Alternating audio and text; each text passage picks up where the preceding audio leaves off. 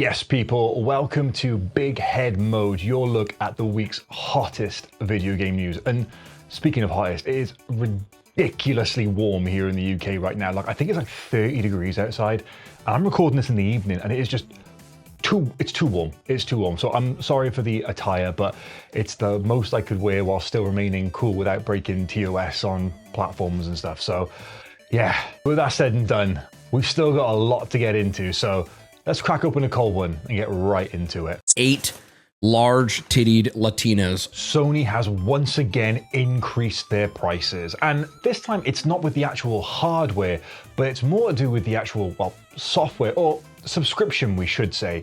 Because if you are a PlayStation Plus member and a subscriber to that, you're probably going to notice a little bit of an increase on your plan. If you're on a 1-month subscription with a PlayStation Plus network, regardless of which tier you're on, it's going up by £1. But if you're on one of the 3-month subscriptions, it'll be going up by £2 for the essential, £3 for the extra, and then £4 for the premium tier. If you're currently in the middle of paying for one of those subscriptions, it's not going to be impacted until afterwards. However, do be aware that your bills are going to be going up. Those of us that are on 12-month plans haven't been impacted by this, so that is the one saving grace. It kind of doesn't seem like a upping the price of PlayStation Plus. They're more just trying to push more users towards that annual subscription.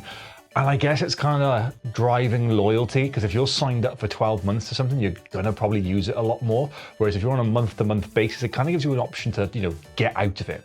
Now, the reason for this was our good old friend, changing market conditions. What that means in this instance, I don't really know. And I don't really know how much longer people are gonna keep on putting up with this. Now, I fully get that the extra and premium tiers may have costs involved with them. But the essential tier, which is basically the one that you have to use to get online, that going up feels like a big slap in the face, because you need that to play the favorite games that you have online.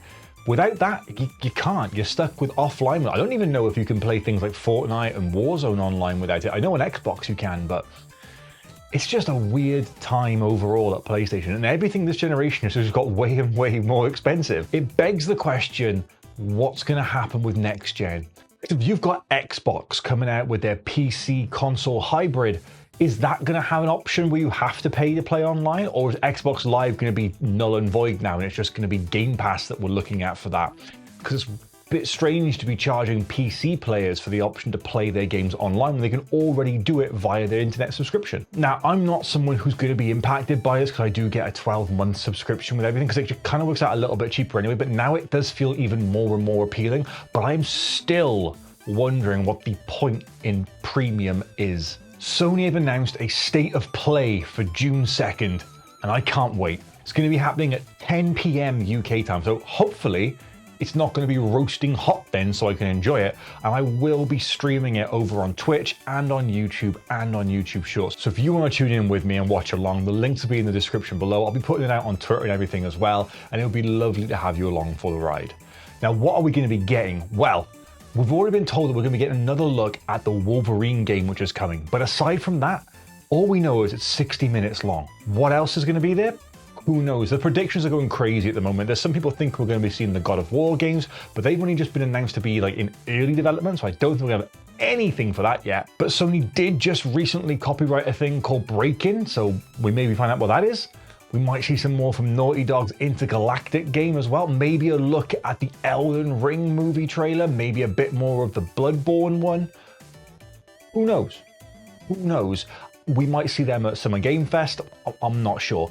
But this is just, it's the greatest time of year to be a gamer right now, because this is where it's like the E3 season. Well, the non-E3 E3 season. You will forever remain in our hearts.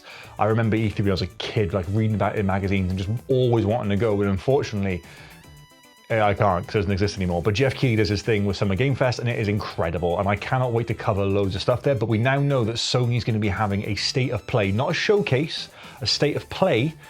What the difference is right now, I'm not particularly sure. but I'm really excited for it. What do you think we're going to be getting there? Destiny 2 is done. On June 9th, we are going to be saying goodbye to content updates for Destiny 2. Bungie announced it recently, it was all over social media, and it is a end of an era. And it's not a game which I've got any nostalgia for or any love for. I've never really enjoyed it. I did dabble with Destiny 2.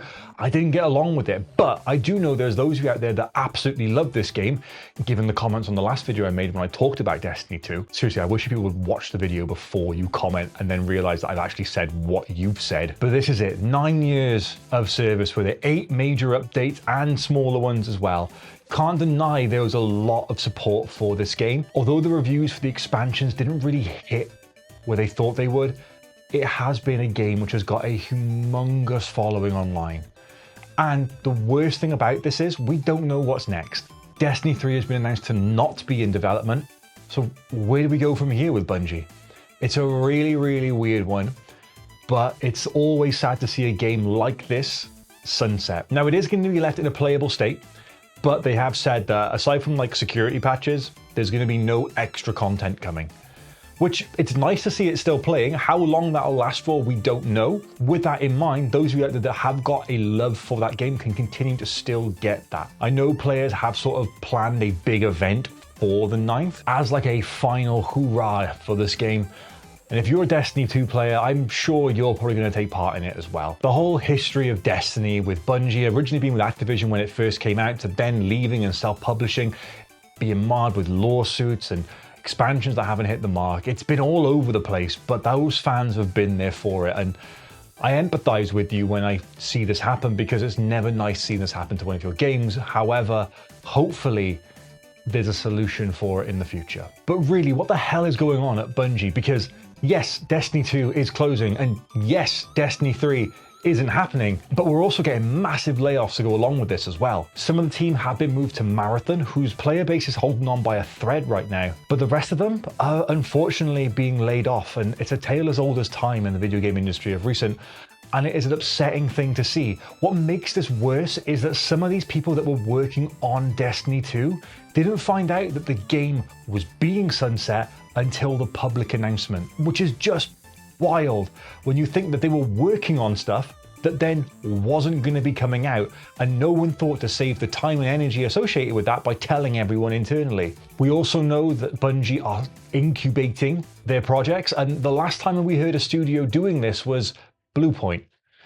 And we all know what happened with Bluepoint. They were shut down just 18 months after that announcement. My heart goes out to everyone at Bungie who is going through this, and I really hope that they do get some form of resolution for this and the studio can be saved, or something can be done to preserve the good name and good history of that studio. Because I hope this isn't another situation where Sony has bought something up, hasn't utilized it properly, and then just gets rid of it. And now a bit of a public service announcement, because PlayStation Network hacks have kind of increased recently. Colin Moriarty, who is a podcaster, had found that his account was hacked, and they did warn him before it was going to be hacked. It's a whole weird situation and story that went on there, which is all linked down below.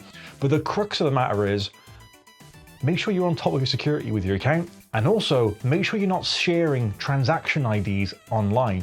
It's really weird how they've managed to circumvent the actual security on these accounts by using the bare minimum of information, and Sony really needs to look into what they can do to secure these PlayStation accounts more. Just be careful with your stuff out there. There's a lot of information which is tied to these accounts. Obviously there's addresses, there's email address, phone numbers, banking details, but then there's also just your history. If you've got an old PlayStation account, it can be quite valuable. So what I suggest to you is, if you are someone outlying who shares photographs of recent purchases, do make sure that transaction IDs are blocked out.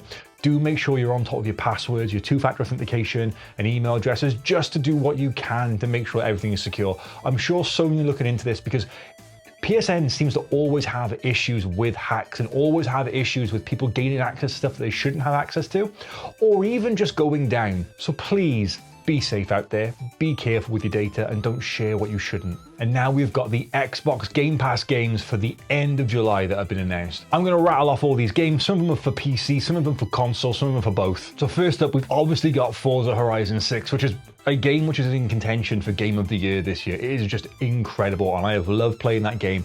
Me and the boys have been playing it, and it has just been such a good laugh to play. We've got Dead Static Drive next, which is an indie survival horror game, which has been compared to Grand Theft Auto meets the Cthulhu mythos. So if that's up your street, it sounds like it's going to be up mine. Aside from the survival horror aspect of it, you might want to check that out. My Friend Peppa Pig is next. I've no children, and I've never watched Peppa Pig, so I don't know what this is going to be like. But if you are a parent out there, or you just like the Peppa Pig universe, there's no judgment here.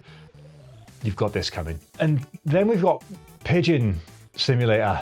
I'm not really sure what to say on that one, but apparently that's a game. Remnant 2 is going to be available, which is a third-person action-adventure game set after the events of the first Remnant game. We're going to get our hands on Winter Burrow as well, which is like a cozy survival game, and it looks adorable. Lunar Abyss is making its debut onto Game Pass, and it is a first-person action-adventure game with bullet hell-like combat. We've got Escape Simulator for all of you that want to have another game to play online with your friends. Echo Generation 2, which is a sci-fi deck-building RPG, which is nothing to do with Echo the Dolphin. Outer Worlds Spacer's Choice Edition, which is classed as the ultimate way to play Outer Worlds, is going to be available. We've got another online co-op game in Crash Out Crew, another cozy game coming up, which is a short indie game called Kabuto Park, where you collect bugs. Final Fantasy VI is making its way on the Game Pass as well, so if you're someone that loves those traditional Japanese RPGs, you are going to be set with this one. And we are also getting Jurassic World Evolution 3. Basically, theme park,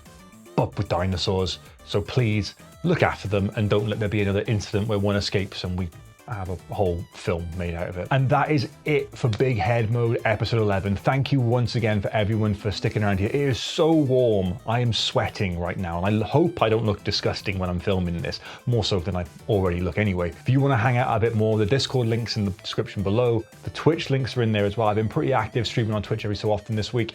So if you want to come and hang out, you can.